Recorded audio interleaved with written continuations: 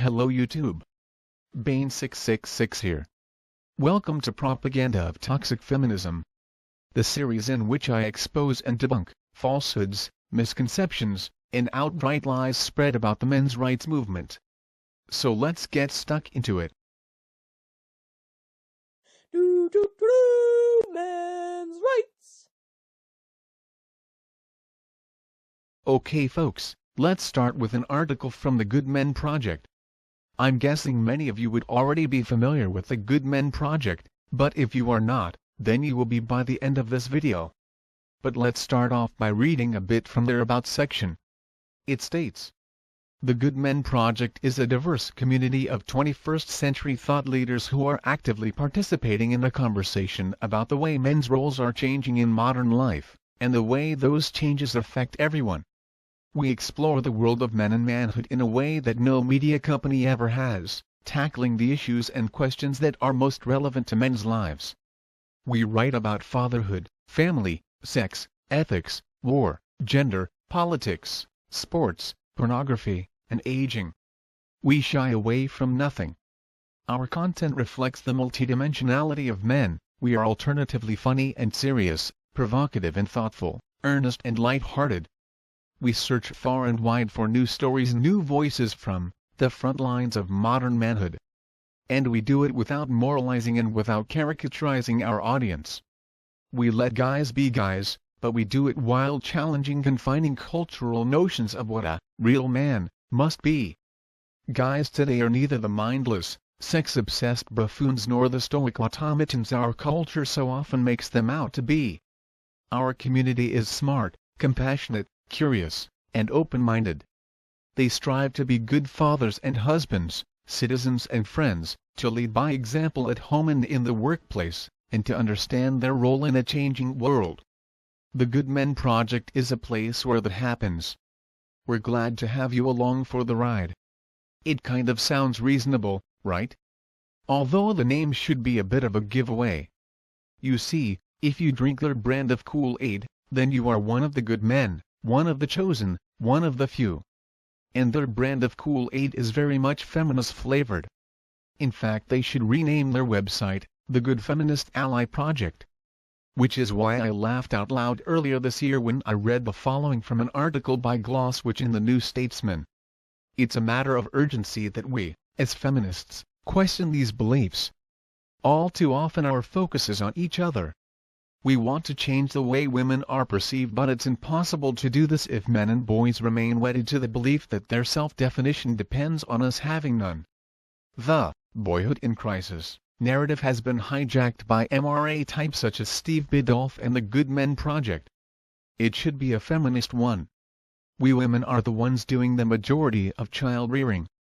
We are the ones with the rigorous analysis of masculinity and what it does. We're not invested in the endless repackaging and remarketing of Masculinity Incorporated. We are the ones who know a different way, and it's our shared humanity with our sons, not their shared maleness with men who have their own agendas, which offers a route out of this." Wow, so this feminist thinks that feminist mother should be teaching boys what masculinity really is. Sounds perfectly reasonable. I'm sure her kids will grow perfectly stable. But I think I'll do a separate video focusing on this dangerous individual in the near future. For now I want to get back to the Good Men Project, which according to Glosswich, is an MRA-type organization. So I guess the next step would be to see what the Good Men Project thinks of MRAs. Oh look, here's an article. On the curious dialectic of the men's rights movement. Jeremy Brunger deconstructs the men's rights movement, piece by twisted piece. Well, they definitely sound like an MRA-type organization, don't they? But now I'm curious. I want to see if Jeremy Brunger can do as he claims, and deconstruct the MRM, or is he just going to be slinging shit at straw men? Let's get stuck into it and find out. I remember being told by a rather popular friend of mine in college, he playing the wooing sage and me the loser at romance, that women don't respect you unless you treat them like a bitch. Oh, one sentence in, and already it sounds like a pickup artist thing. Oh well, I cannot say I'm surprised. But let's continue, I could be wrong. Next. At the time he didn't know I was gay, and that, As such, I couldn't care less if I attract women, but I took his advice as a general sort of platform for how straight men thought of themselves. Okay, so he used a sample size of 1 to come to his conclusion of how all straight men think. I cannot see how this could possibly go off the rails. Next. He later assaulted his girlfriend while on cocaine and had a restraining order put out on him. The last time I saw him he had his arm around a girl, barely 20 from the looks of it, who didn't bat an eyelash as he reminisced aloud on the event aforementioned. We were drunk, I had missed my friend, and in fact, I hardly even registered the absurdity of it all myself. He had no problem getting girls to be with him for flings, not for meaningful relationships, but he had by all appearances long since given up on those. The saddest thing is, he took his own advice, treat them like a bitch, and it worked. Rarely was he without a beautiful woman in his orbit, on his arm, or in his sports car. Sadder yet is that I have known men, still free to roam in the public at large, who treated women even worse. One of them, also a social butterfly, had the girl he impregnated kicked down a flight of stairs so that she would miscarry. Later on, she did. Well, one paragraph in an absolutely nothing relevant to the men's rights movement. I can tell it's going to be one of those. Here is some anecdotal evidence of some bad men who have nothing to do with MRAs, but I'm going to use them to demonize the entire movement, while avoiding any real issues like the plague type article. Oh well, let's continue. Next.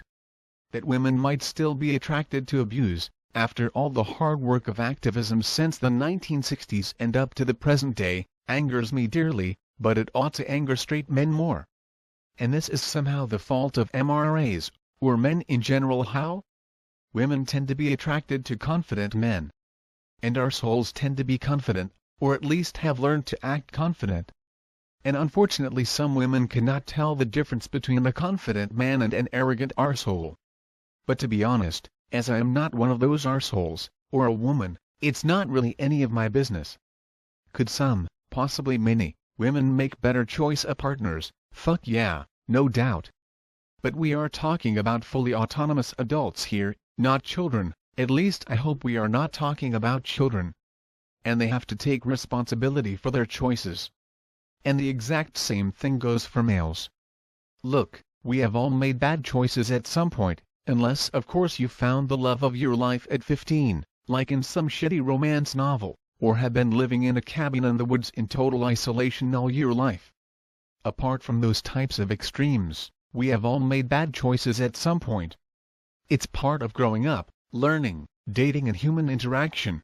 Those of us who are smart, learn from each experience, and don't repeat it. Those of us who aren't, repeat it over and over again and continue to get burned. But ultimately, that responsibility is yours. Next. I have little stake in the game except as a humanist, and as a son whose mother was victimized by men for much of her life. I am a feminist by default. Men who seek romance should not expect women who want to be treated like cattle, and, of course, neither should women desire such treatment. That would be the basis of a real men's rights movement. So a real men's rights movement should be about women's dating choices, as opposed to issues and rights that affect men. Okay, got it. Next. What movement there is in this direction, as it is an entirely paltry affair. Yes, the nice guys still have trouble getting laid, though not as much as some might think, and the assholes still trap women who don't know any better. But here's the problem with the men's rights movement, it isn't full of nice guys. It's full of assholes who wish they could talk down to women, but don't have the courage, however tasteless, to do it. This is why it isn't a movement, nor even a moral problematic. It's only a plea for social injustice. And no, lest you think I'm shadow boxing with figments of the information age, I won't dignify their growing venues by linking to them. So typical, he starts with a long-winded anecdotal story about some arsehole he used to know, which has nothing to do with men's rights. Then tells us that men should somehow be responsible for the choices women make when dating. And this should be the focus of the men's rights movement, instead of, actual men's issues. And then he assures us that MRAs are all low-life arseholes, and that he has the evidence, but conveniently spares us that evidence, because reading it for ourselves, and making up our own minds, might somehow promote the nastiness. Obviously, if it's as bad as he claims though, then wouldn't it just convince us of his case? But of course he provides no evidence, nothing we can check to see if it's factual, or in context, or accurate, or even exists. And let's be honest here, how many of you are thinking he's talking about Rush V or some other such pickup artist? Well, I guess we'll never know, will we? We are just meant to take him at his word. Next. Social movements always occur in reaction to something. If you read enough Hegel, you start to see how they move in interlocking spirals of provocation and reaction. As such, feminism is a reaction to a history dominated by men. But it is a proper movement because it begins from a subaltern, oppressed position. Until very, very recently in our history, it would not be out of place for a boy to rape a girl and get by with it, or for a husband to beat the hell out of his wife. The irony is that it is still commonplace for a woman to do both those things to a man, or another woman for that matter, and get away with it. Next. Women's families might not have been okay with it, or, for many, they might not have cared at all, but the law and social opinion at large would have entirely sanctioned this abuse. Second-wave feminism was hardline because that which engendered it was hardline. Women didn't burn their brass, that is a myth, but they did start to radically inspect their positions in this world, because radicalism was all they had. Many women were practically enslaved to the domestic sphere. Hell, Engels wrote about it in the 19th century, and many of his descriptions weren't that far off well into the 20th. Agency and free will were but dreams to most women in the West then, as they are to most women abroad now. Such is a great pain undeserved. You'll notice that we are now quite a long way into the article, and he still is yet to address any actual men's rights issue. In fact, apart from part of a paragraph, in which he called us arseholes, he hasn't even mentioned us. It's just one long distraction piece. But maybe he's building to something, so let's continue. Next. Remember I Love Lucy? That show, based entirely off of Lucy's schemes to imitate Ricky, was considered progressive in the 1950s. Is there any wonder the 60s happened or that its women wrote manifestos? Oppressed people, in liberating themselves, tend to think of the world in extremes. Free love was the opposite of love enslaved, and so that became the goal. Before the gendered workplace transformations of the 1970s, the horror of knowing one's options, as a woman, were limited to starving, whoring, or marriage must have been a nightmare.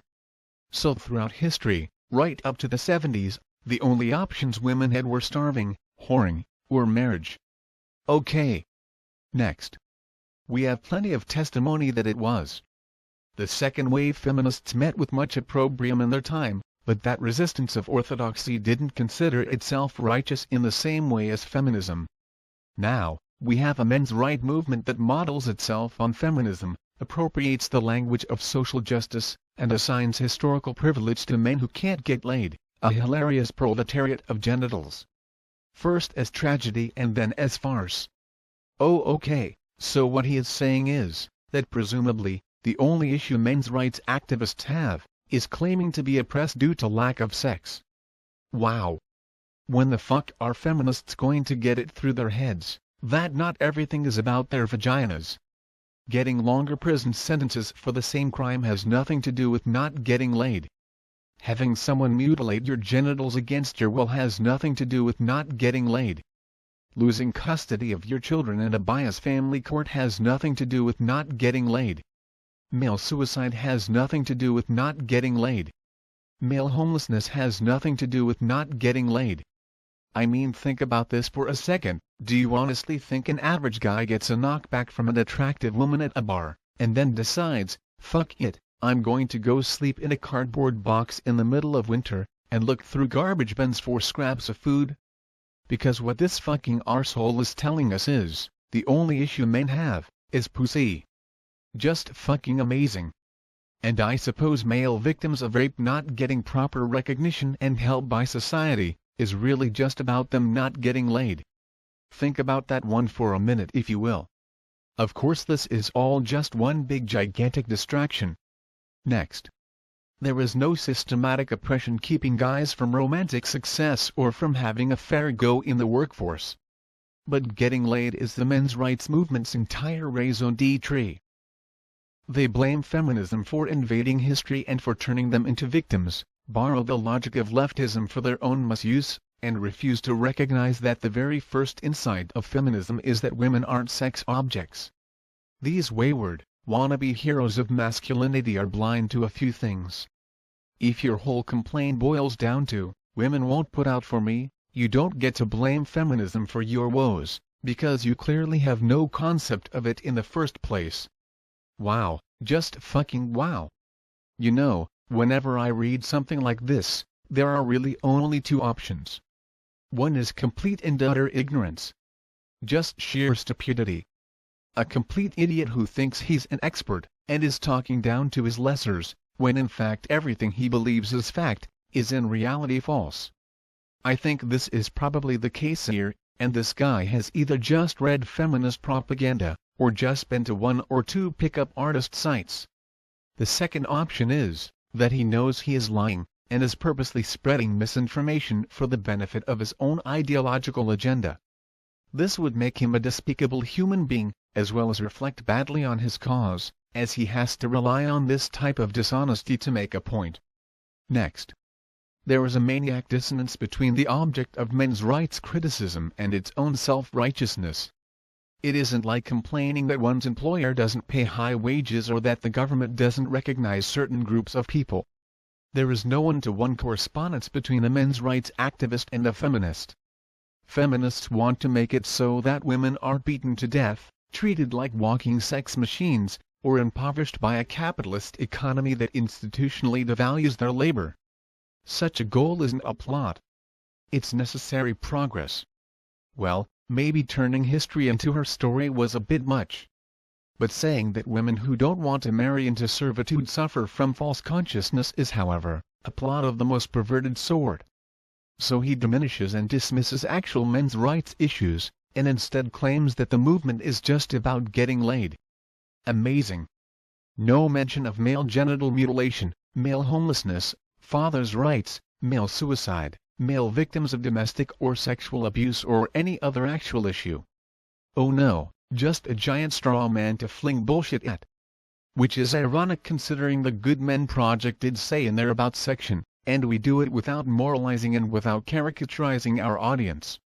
I guess Jeremy Brunger never bothered reading that part, or maybe the Good Men Project's just full of shit. Next. Saying we live in a rape culture isn't a conspiracy theory. Saying we live in a culture ruled by frigid women is. And exactly who are the MRAs claiming we live in a culture ruled by frigid women? I don't know how it got up there, but he just keeps pulling that straw from his arse. Next. If rape is an alarmist term, why do so many of them happen on college campuses to women seeking the higher education, presumably in an atmosphere less tainted by the savageries of the outside world? The simple answer is, it doesn't. Myth number 1. 1 in 5 college women are raped or sexually assaulted. This claim has been repeated over and over by journalists, political leaders. It's been said so many times it's almost beyond the reach of rational analysis. Well, as I and many others have said, the figure is wrong, and now there's new data just released last month from the U.S. Bureau of Justice Statistics that gives us a much more reliable estimate. The 1 in 5 claim is based on a 2007 internet study with vaguely worded questions, a low response rate, and a non-representative sample. And other studies with similar findings have used the same faulty methods. The real number, according to the Bureau of Justice Statistics, is 1 in 53. That's too many, but it's a long way from 1 in 5. Now, does that mean that sexual assault's not a problem on campus? Of course not. Too many women are victimized. But it's not an epidemic, and it's not a culture. An exaggeration and hysteria, they shed no light, they produce no solutions. They actually distract from a real problem. It probably isn't healthy for a woman to walk outside her door and have the body tense itself in preparation for violence, but that's the world we're in, and men's rights activism is only going to make it worse. in preparation for violence? He makes it sound like women cannot go outside without being dragged off by large groups of violent men, when in reality, males are much more likely to be victims of violence or homicide. Yet men aren't going around in a panic, nor are most women, for the record. So why is it then that more women seem to be concerned about their safety than men, when men make up the majority of victims? Should women be less concerned, or should men be more concerned, or maybe both? Unfortunately, our author puts the fears of one group over the actual victims of another, and then tries to claim he's fighting for equality. Strange how that works. Next. At least 1 in 4 women will be victims of sexual assault. That's not a lunatic theory, that's objective fact. Actually, it's not. Let's have a look at a Baltimore Sun article titled, "Do the Math, Rape Stats Don't Add Up," by Susan Patton and Jonathan David Farley. You've heard the statistics, 1 in 4 women will be raped in college. Or is it, sexually assaulted or almost sexually assaulted? Or is it, nearly 1 in 5? Or, 1 in 6? According to the White House, a rape epidemic is sweeping college campuses, with the hashtag #YesAllWomen campaign calling all men weapons of mass destruction. Let's look at some facts. According to the FBI, the rate of forcible rapes in 2012 was estimated at 52.9 per 100,000 female inhabitants. Assuming that all American women are uniformly at risk, this means the average American woman has a 0.0529% chance of being raped each year, or a 99.9471% chance of not being raped each year.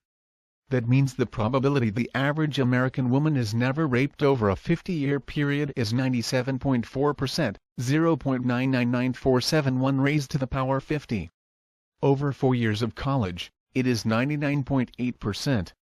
Thus the probability that an American woman is raped in her lifetime is 2.6% and in college 0.2%, 5 to 100 times less than the estimates broadcast by the media and public officials. Of course, the rape statistic apologists will say that rape is massively underreported. Only 5% of the rapes or attempted rapes in a U.S. Department of Justice paper were reported to the police. But why is that? Scholars Patricia Jaden and Nancy Thones say that 17.7% of the women who did not file a report thought the rape was a minor incident, not a crime or police matter. A 2013 Department of Justice report estimates that 64% of rape and sexual assault victimizations against females went unreported between 2005 and 2010, with 8% of women saying they did not report it because it was not important enough, 7% saying they did not want to get offender in trouble with law, 13% calling it a personal matter, and 30% responding, other, unknown, not one most important reason. Where does the 1 in 4 statistic come from? The organization 1 in 4 USA cites a study by Ms. Jaden and Ms. Thones, Prevalence, Incidence, and Consequences of Violence Against Women, findings from the National Violence Against Women Survey. If one looks at the 2006 report those authors published under the auspices of the Department of Justice, one finds that their results are based on a 1995-1996 telephone survey of 8,000 men and 8,000 women, and that only 24 women and 8 men reported during their interviews that they had been raped in the 12 months preceding the survey. That's an annual risk of 0.3% each year. This yields a 50-year risk of 13.9%, which is still significantly less than 25%. The Ms. Magazine report, "I Never Called It Rape," cites a survey of 930 women and concludes that 44% of them said they were victims of rape or attempted rape. In defense of Ms., the actual study said that only 22% of the 930 respondents disclosed experiences of completed and/or attempted rape in answer to the one question that used the word rape. The researcher, Diana Russell, doubled the figure.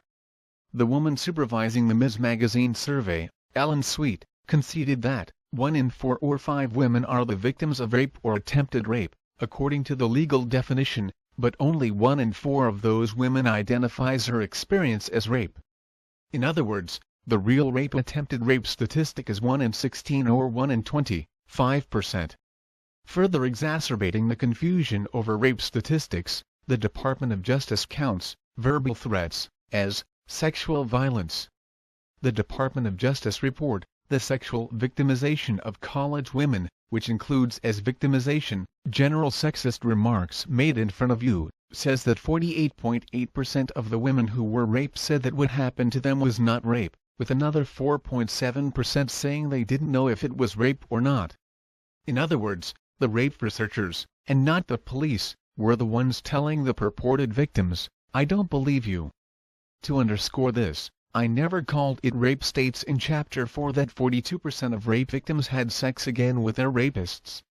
The National Violence Against Women study says that the average female victim was raped 2.9 times in the preceding year. One infers that the rape victims were using a different definition of rape than the researchers. So the claim that 1 in 6, or 1 in 5, or 1 in 4, or even 1 in 3 women will be raped, is bullshit. If some women really are terrified to leave their homes, I think we found the reason why. Life comes with risk. And obviously walking alone at night comes with more risk than walking in a crowded area during the day. This of course applies to both men and women. And everyone should take precautions. But exaggerating danger and fear-mongering for political gain helps no one. Anyway, back to the so-called good men. Next. The anarcho-feminist Emma Goldman, one of the reasons why Western women have anything at all today, would spin in her grave should she witness such environs. That women have to worry about such monstrous things should appall every man who is a man and convert him to feminism on the spot. There is no other side to this that can possibly be called social justice, for the opposite of feminism isn't men's rights, it's pure barbarity. Unless of course his whole house of cards is built on misinformation. Next. Plenty of women want relationships with men who are literate, if plain, and who work for their money instead of being filthy rich. Finding personal meaning in a reactionary, misogynistic movement that turns sex into a civil right is not the way to go about pursuing romance. It's mind-boggling that someone could pull so many straw men from his arse. I mean, how did they all get up there in the first place? Next. If you can't get a woman to have dinner with you or decipher the beauty in your deficits, it's your fault, not the fault of a mytho-historical conspiracy of bitches. Well, lucky none of that has a single thing to do with men's rights then. Next. Blaming your lack of sex appeal on the activists who made it so that your own mother didn't have to suffer the abuses of patriarchy from cradle to grave, for we all have mothers, is probably the most unattractive thing I can think of. If this is how a man thinks of a woman, it only makes sense she'd have nothing to do with him. Not skimming off the bottom of the barrel isn't anti-male discrimination. It's enlightenment. Jack London was right when he wrote that women keep civilization together, while selfish men lead it into entropy. The only right men have in the field of romance is the right to meet women who are smart enough to care about themselves. Once again, nothing to do with men's rights. Next. I, for one, hope the feminist enlightenment persists and that the curious dialectic of the men's rights movement withers away sooner rather than later. It has the same flavor of white pride, which is only a cover for the unpardonable disgrace that is white supremacy. And it's making the rest of us men look bad, even those of us who observe the whole sordid movement from afar. Okay, I'm taking notes here. Let's see, wanting to protect the bodily integrity rights of all newborns, of all races, is just like white supremacy. Wow, with logic like that I don't know why people would criticize feminism. It's truly strange. Next. Editor's note, this post is in no way meant to question or dismiss legitimate groups and efforts that advocate for better treatment of men, without attacking or denigrating women or feminism, in areas such as child custody and mental health care, as well as for recognition that men are also victims of violence and domestic abuse. Oh, but hold on, aren't all those groups just doing that stuff for white supremacy and pussy? Oh, hold on, those other groups are legitimate because they don't criticize feminism. So I get it now, his real issue is the criticism of feminism by heretics. After all, we can't have anyone question the one true faith, can we? even if they are causing a rape panic with false statistics. Next.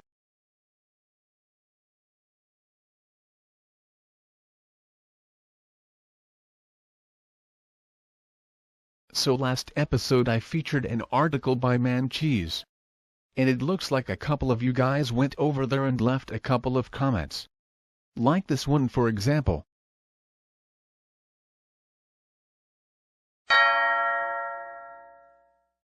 Which strangely transformed into this.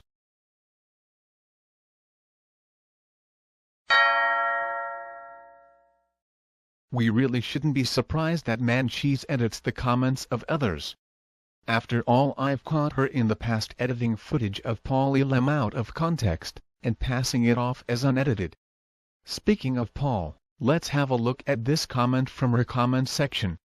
I like how you're just lying out of your ass with this bullshit article. It's like self-defense is a bad thing. Man Cheese replied. Self-defense isn't beating up someone who can't throw a punch to save their lives, who is smaller and weaker than you. I love watching you MRAs jump through hoops to try and justify your complete and utter desire to beat the shit out of women. Go for it, dude, try it here. You'll end up running away with your tail between your legs. I find this comment funny considering she's justifying female violence. But anyway, Anambro then replied. Women are not that fucking weak, you degenerate. I don't like to go around beating people up. Would you be okay with a woman trying to stab you? If a woman hits another, is it internalized misogyny? For your information, I'm 17 and I'm not an MRA. To which Man Cheese responded. Oh Paul. Why do you do this to yourself? Did you have nightmares about diarrhea medication tonight and that's why you're up raging at women online? I have to wonder, does she really believe that she's having a conversation with Paul Elam? But of course this couldn't really be Paul Elam, could it? After all, Paul's busy being a government agent, like this comment to part 35 informed me. Great to see that I am getting coverage over here. By the way, I think you will find out that everyone who has any standing in the MRA world knows who I am. And further, there are thousands of politicians in the Western world who know who I am. Lastly, Paul Elam is a known government agent. Dina May is a criminal slanderer and a liar. Karen Straw is a coward and man-hater. Are you suggesting that these people are in any way leaders of men? They are not. They are leaders of sheep. Real men do not need leaders. And in case you haven't figured it out yet, Global Man is one Peter Andrew Nolan copyrighted. I don't know about you, but I think we should start a Kickstarter to buy Crazy Pete and sail on a desert island in the middle of nowhere. You know, to spare the rest of the world their bullshit. Pete can have one half of the island as his man kingdom, and Sail can have the other half as her feminist utopia. We would need to separate them with a large electrified fence though, just to ensure they wouldn't breed. Could you imagine if one of their offspring escaped the island? It would be disastrous. But I think they would be happy there, each in their own little kingdom, or queendom, and they could walk up to the electrified fence every day and scream abuse at one another. It would be perfect for them. Sail could breed her wild mice, and Pete could throw darts at a picture of Paul Elam. And the best part is none of us would ever have to think about either of them ever again. Next.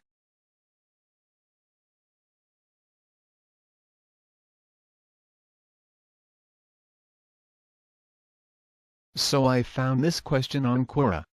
What is the difference between an average feminist and an average masculist, MRA? Well, Ernest W. Adams, who is a game design consultant, author, and professor, has an answer for us. I'm sure many of the gamergaters watching this are familiar with Ernest. Anyway, he says, feminists seek equal rights and opportunities for women, and an end to various forms of oppression such as female genital mutilation. Their goals are simple, clear, and easy to describe. You mean like MRAs wanting to stop male genital mutilation? Next. MRAs, despite their claims to be concerned about men, do almost nothing except complain about women. There is only one area of prejudice against men in law that I can think of, And that is a legal presumption in some countries that women are more fit parents than men are if a couple divorces. Which is ironic considering he just mentioned female genital mutilation, which is illegal in the West, yet he seems unaware that male genital mutilation is still legal.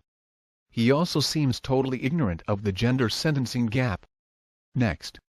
This is being challenged and has been reversed in many places. But how often do you actually hear an MRA demanding equal rights to raise their children? To answer his question. All the fucking time. Unbelievable. He also ignores feminist organizations that actively work against fathers' rights. Next. The vast majority of what they say has nothing to do with men at all. It's just whining about women butting into territory that they're used to having all to themselves. Tough luck. Welcome to equality. And you can immediately dismiss anyone who doesn't want equality as not worth your time. I actually agree that you can immediately dismiss anyone who doesn't want equality as not worth your time, which is exactly why I'm an anti-feminist. Next. Other items. Women have had organizations to push for their rights for about a century. If men have such problems and are treated so unfairly, where's their equivalent? What exactly does he think the MRM is? So his logic is that the MRM should be stopped because there is no MRM, and therefore no need for the MRM? Strange. Are we to presume that before women started to fight for their issues, that they had no issues? Because that's exactly what he is arguing. Amazing. Next.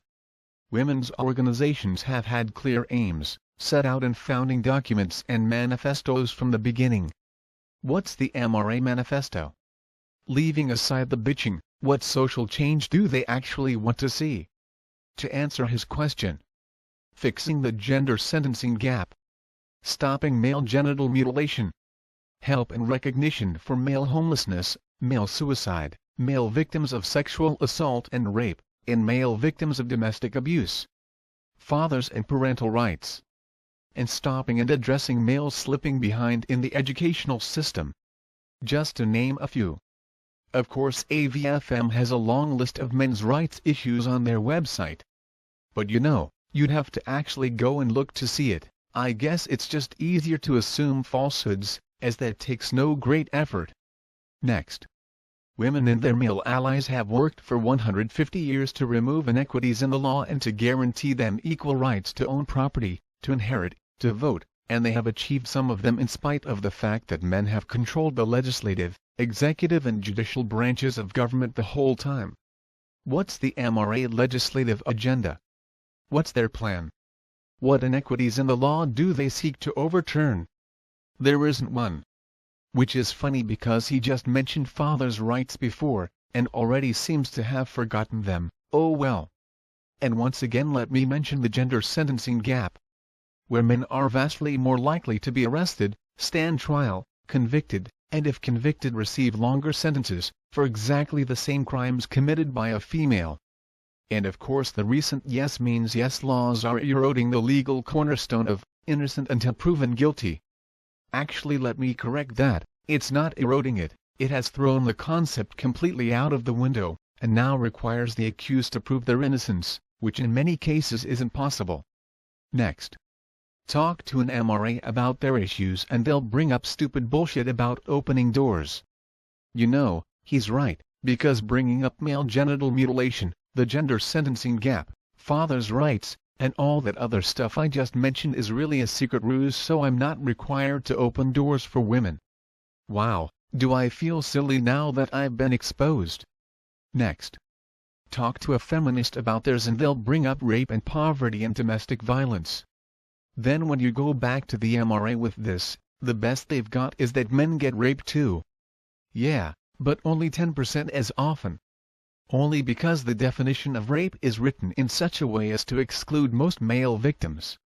Oh yeah, let's add recognizing force to penetrate as rape to the legal list I mentioned just before. Next.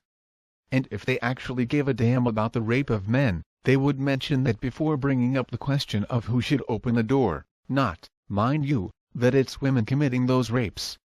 Who are all these MRAs with the pressing issue of men opening doors? I mean really? And this guy is meant to be a professor, yet strangely he sounds like a 14-year-old Tumblr feminist doing a shitty job at straw manning. Unbelievable. Oh, and by the way, women do commit rape, on both males and females, not to mention children. But why mention that when your goal is to demonize masculinity? Next. You will occasionally see some remark about how they want men to be masculine and women to be feminine. Tough. They can want whatever they wish for men, but they don't get to say how women are supposed to be. That's for women to decide. Okay, is this another fucker talking about pickup artists? It kind of sounds a little like Rush V and his neo-masculinity thing, or it could just be a straw man. Next. The MRA agenda amounts to nothing but preserving the status quo, that is male superiority. And here is a picture of that male superiority. Next. They don't want to right any wrongs or make anyone's life better. In fact, they seldom talk about men at all. All they want to do is keep women in their place, and that's not a goal worth 2 seconds anyone's attention. Wow, this is particularly funny considering every time we bring up a male issue, we are told that only female issues count. So let's get this straight. If we talk about men's issues, then we are misogynists who hate women, because we are talking about women's issues. Yet if we don't talk about men's issues, and maybe discuss those who are trying to silence us, then we are told we aren't really interested in men's issues. So in other words, they just want us to shut the fuck up. And this apparently is equality. Next.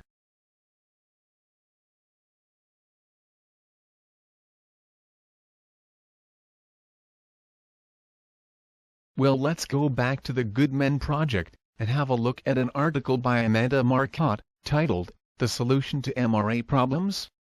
More Feminism. Oh boy, this is going to be interesting.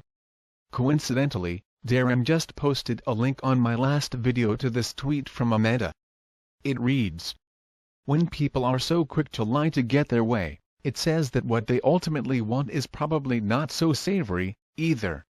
You know, I totally agree with her on that, but let's see if she lives up to her own claim. Her article on the Good Men Project starts with, when you believe that we live in a female-dominated world where straight men are the most oppressed class, it tends to make you wrong about pretty much everything. Oh boy, not off to a good start, Amanda. The term, oppressed class, is a feminist term, not an MRA term. And it's telling that she cannot hear, men have issues, without interpreting it as, men are oppressed. However, some men are amongst the most disadvantaged in Western culture. In fact, males make up the majority of that group. I'm guessing Amanda has never had to sleep in a cardboard box, or go through garbage bins for food. Poor little oppressed thing that she is. Next. Men's rights activists, a loose coalition mostly comprised of men embittered that they're not getting as much tail as they believe they're due, and men embittered after having their wives up and leave against their wishes, irritate feminist bloggers for many reasons, from blaming feminists for problems they clearly brought on themselves, to the Russian bride weirdness, to their dogged trolling and grudge-holding of feminists that criticize them. So once again we hear the, just want to get laid bullshit. She ignores that guys who have been through a divorce often lose their kids, which is the real issue here, not forcing women to stay in relationships. She also seems to think that it's okay for feminists to criticize us, but when we do exactly the same to feminists, it's trolling and grudge-holding.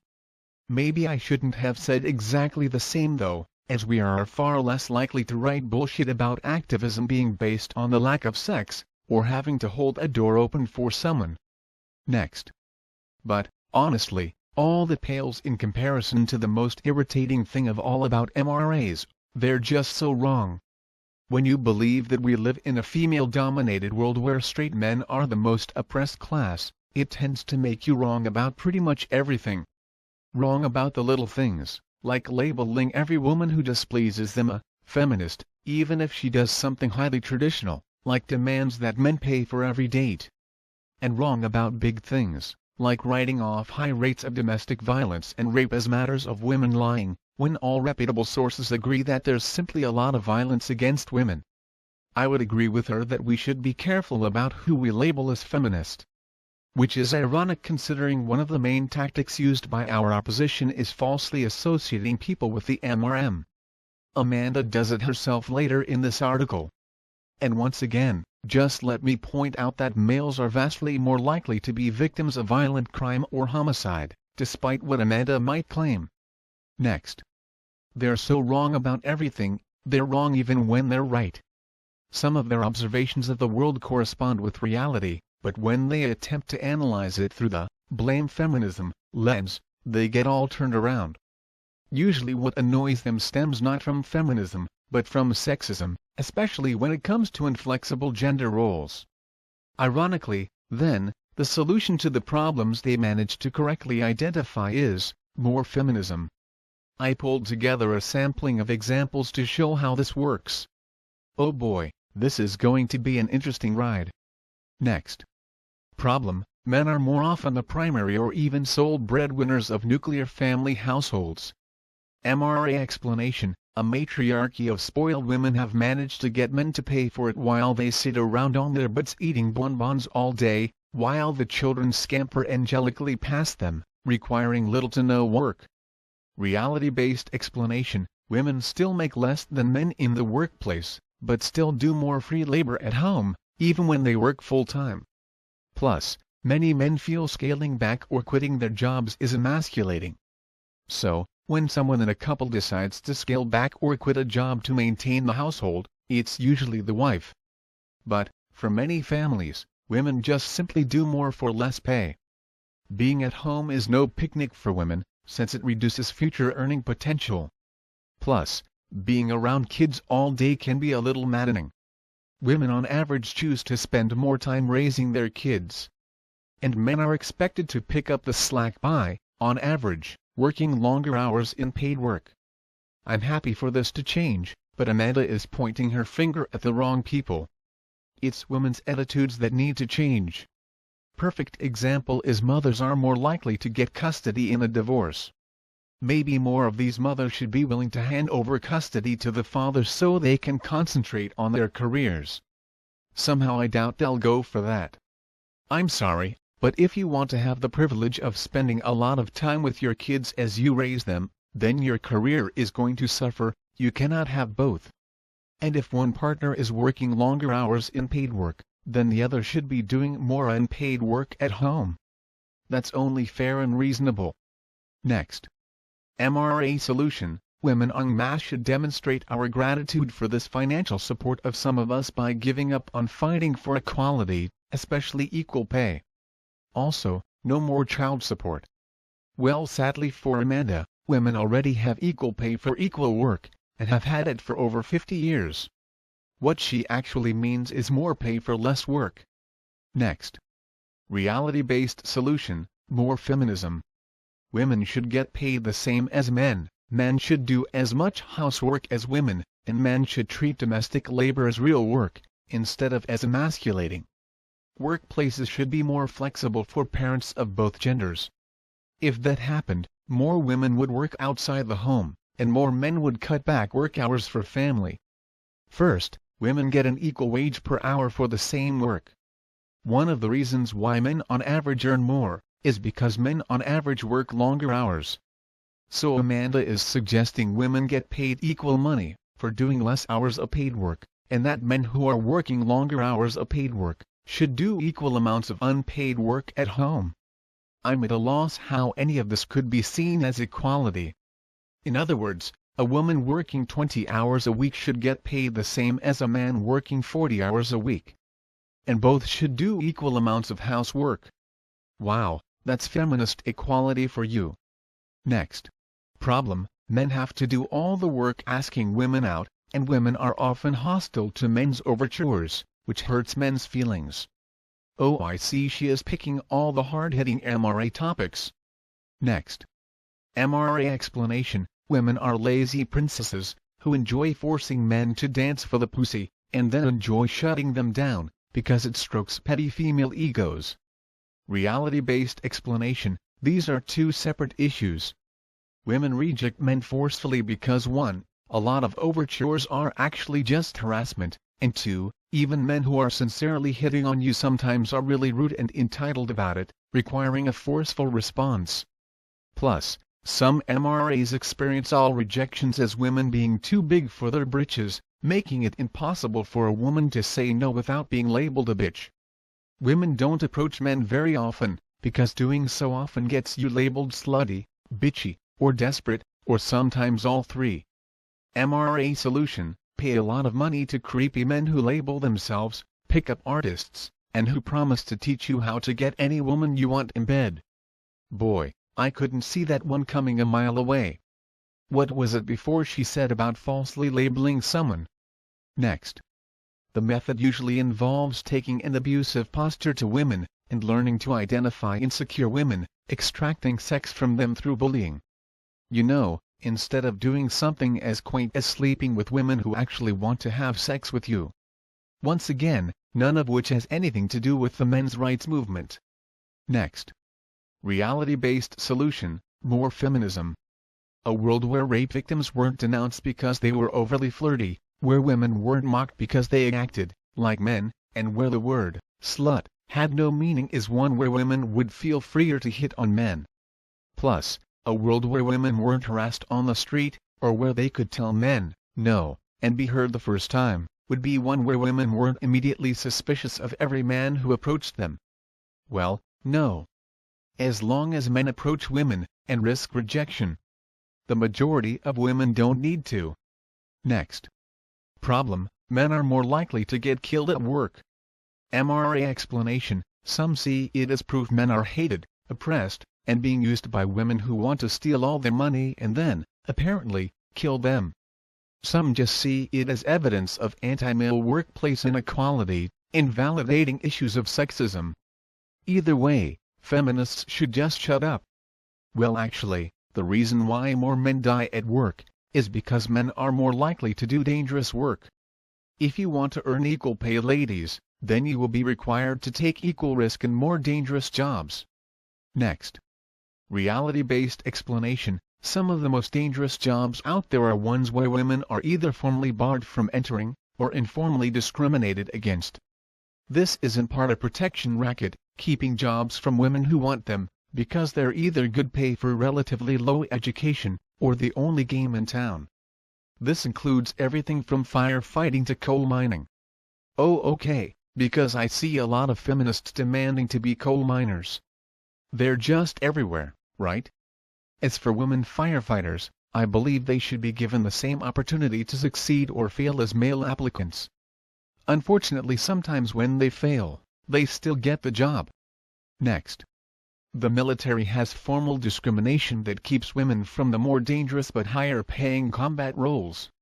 Once again, if you can qualify, you should be given the opportunity to do the job. Next. MRA solution: they don't really see this as a problem needing a solution, so much as a solution to the problem that bothers them, which is feminists pushing for women's equality in the workplace. But feminists only push for equality at the top. They don't give a shit about the guys at the bottom. Come on, ladies, time to get work collecting garbage in the early hours of the morning. Next. They hope this can be a trump card to shut people up about equal pay and opportunity, which they already have. Next. Reality-based solution: more feminism. Shut down all formal discrimination against women, and create programs that make it easier for women to get into these professions. The problem with this solution is women don't want to get into these professions. You won't get a job if you don't apply for it. Next. Stop informal harassment of female workers that keeps them off the job. Educate young girls about their options to take these jobs. Eventually, you'll get parity in dangerous jobs, and women will, as a side effect, be killed at the same rate as men, which will then be seen as a national crisis. Next. Problem: ladies' night, where bars often extend a drink special to women and not to men. You know, I'm in two minds over this one. I believe businesses should be able to run their business how they like, and clearly ladies' night is done for economical reasons. But at the same time, it is discrimination. Let's replace gender with race. Could you imagine the outcry if a bar gave free drinks to whites, but charged blacks, as the bar wanted to draw in more white customers? Next. MRA explanation. One MRA who doggedly sued repeatedly over this issue claims that ladies' night is proof of the matriarchal conspiracy to use pussy power to deprive men of their hard-earned money, one $3 drink at a time. No citation I see. Next. Reality-based explanation. Bars that become sausage parties start to lose business, because neither women nor men want to go there. Drink specials bring in groups of women, and the men will follow. The men tend to benefit more, because women still have to pay the price of fending off unwanted advances just to go out and have fun with friends. Oh, so men still benefit by paying more for drinks. Got it. Maybe we should just charge everyone equally and stop the patriarchy? Next. MRA solution, ban ladies' night. Complain when you can't find any cheesy bars with hot women for you to pester. Yes, because clearly all MRAs, or should I say, all men in general are serial harassers of women. Why, it's almost like she's saying men are the problem, and feminism is the solution. Next. Reality-based solution, ban ladies' night or don't, because who honestly gives a crap? The only people who stand to lose out are douchebags complaining that they can't find cheesy bars with lots of hot women to pester. Well, it's good to see that she picked the real hard-hitting men's rights issues to deal with. I mean, she really showed us. So there you have it, folks. This episode, feminists have taught us that the real men's rights issues are getting laid more often, not having to hold open doors for the chicks, and finding bars without ladies' night that still have a bunch of easy sluts. And here I've been focusing on actual issues, like fathers' rights, male suicide, male genital mutilation and male homelessness, just to name a few. Boy, do I feel silly. Who knew that men's rights is really just about vagina? Thanks feminism, for setting us straight once again. Oh, and by the way, go fuck yourself. Anyway guys, that's it for another episode, so until next time, always remember, don't drink the poison Kool-Aid.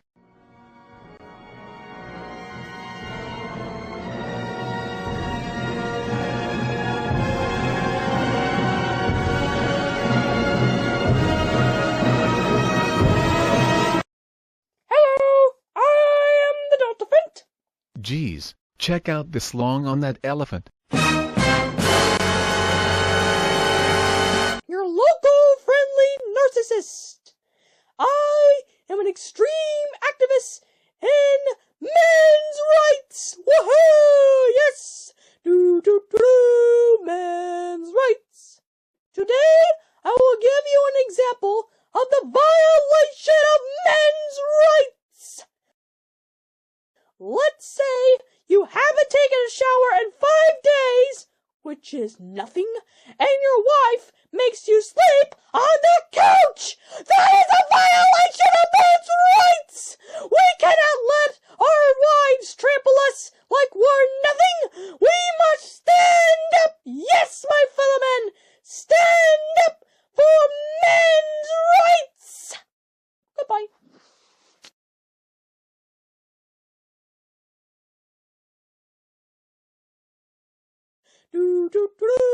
Men's rights.